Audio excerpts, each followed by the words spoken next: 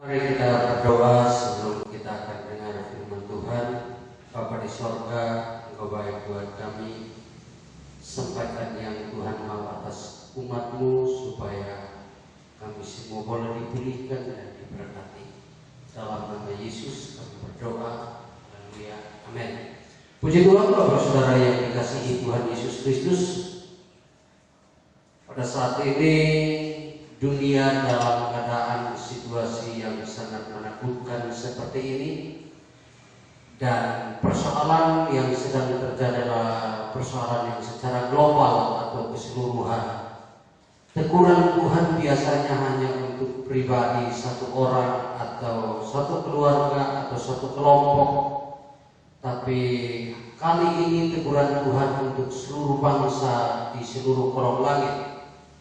Oleh karena itu perlu harus kita tahu, kita menyadari akan kehidupan ini bahwa betapa pentingnya kita hidup dengan Tuhan. Firman Tuhan dalam kitab Injil Yohanes pasal 15 mulai ayat yang ke-1 saya akan baca. Topiknya pokok anggur yang benar. Akulah pokok anggur yang benar dan Bapakkulah pengusahanya. Setiap ranting padaku yang tidak berbuah dipotongnya, dan setiap ranting yang berbuah dibersihkannya, supaya lebih banyak berbuah. Kamu memang sudah bersih karena firman yang telah kukatakan kepadamu. Tinggallah di dalam aku dan aku dalam kamu, sama seperti ranting tidak dapat berbuah dari dirinya sendiri kalau ia tidak tinggal pada pokok anggur. Demikian juga kamu tidak berbuah jikalau kamu tidak tinggal di dalam aku. Akulah pokok anggur dan kamulah ranting-rantingnya. Barang siapa tinggal dalam aku dan aku tinggal dalam dia, ia berbuah banyak, sebab di luar aku kamu tidak dapat berbuat apa-apa. Barang siapa tidak tinggal dalam aku, ia dibuang keluar seperti ranting dan menjadi kering, kemudian dikumpulkan orang dan dicampakkan ke dalam api lalu dibakar. Jikalau kamu tinggal di dalam aku dan firman-Ku tinggal dalam kamu, minta apa saja yang kamu kehendaki dan kamu akan menerimanya. Dalam hal inilah Bapakku dipermuliakan, yaitu jika kamu berbuah banyak, dan dengan demikian kamu adalah murid-murid.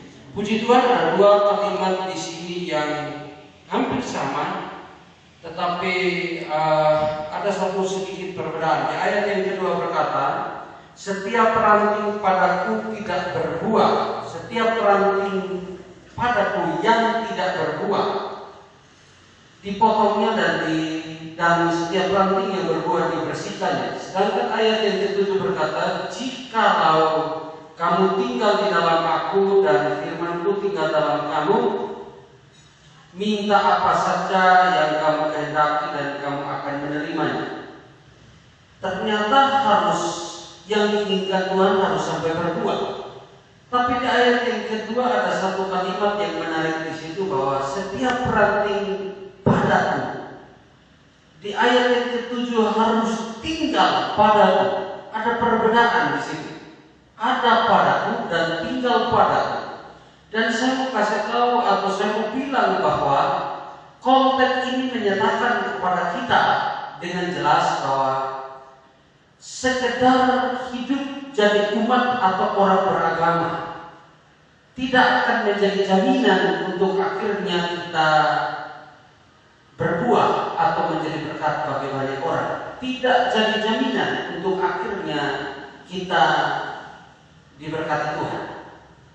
Sekedar jadi umat Kristen atau sekedar jadi orang beragama pun tidak jadi jaminan, karena ayat ini bilang setiap orang yang ada pada, setiap ranting yang ada padaku, tidak cukup sampai kita ada pada dia, tapi ayat yang ketujuh harus sampai kita tinggal pada dia, tinggal pada Tuhan.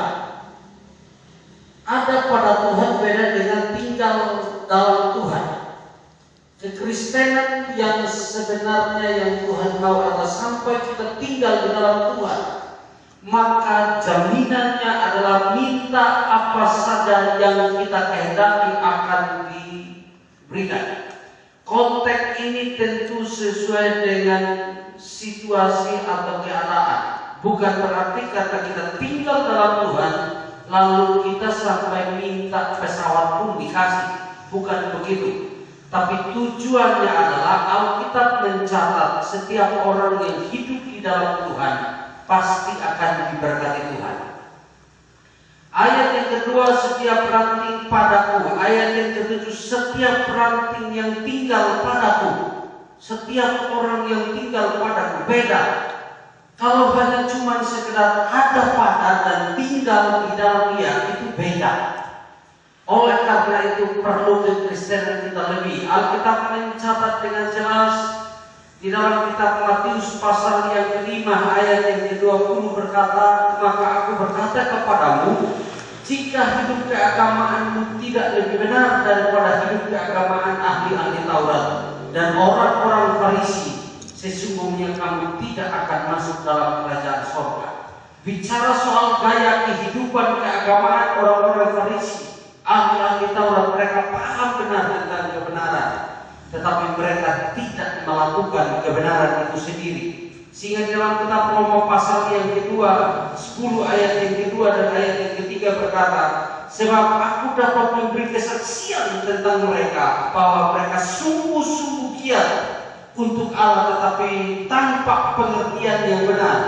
Sebab oleh karena mereka tidak mengenal kebenaran Allah dan oleh karena mereka berusaha untuk mendirikan kebenaran mereka sendiri, maka mereka tidak takluk kepada kebenaran Allah.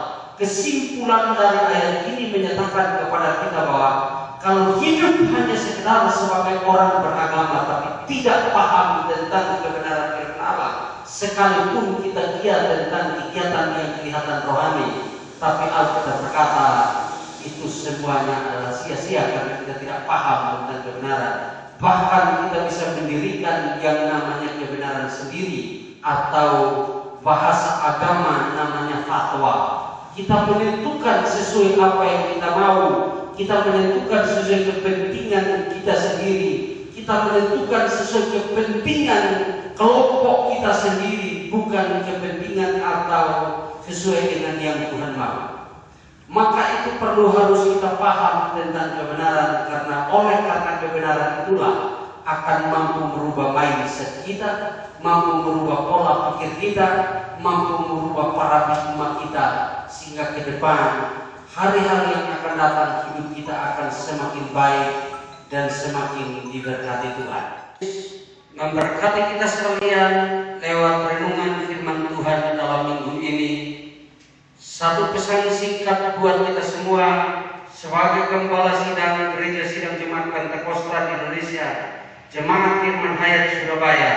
Dari mimbar ini saya pesan kepada seluruh jemaat, jangan hanya sekedar jadi orang beragama, tapi harus sampai melakukan kebenaran itu dan akhirnya hidupmu berbuah.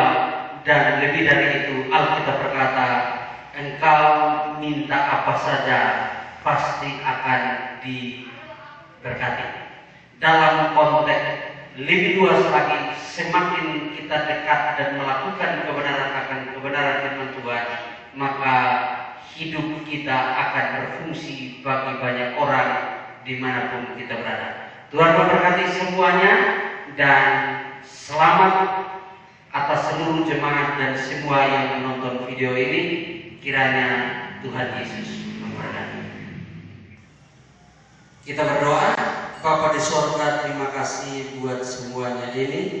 Hamba berdoa dari tempat ini kiranya kebenaran firman Allah ini akan mendapat tempat yang terbaik di setiap hati dan pikiran kami, sehingga akhirnya kami menjadi berkat buat banyak orang.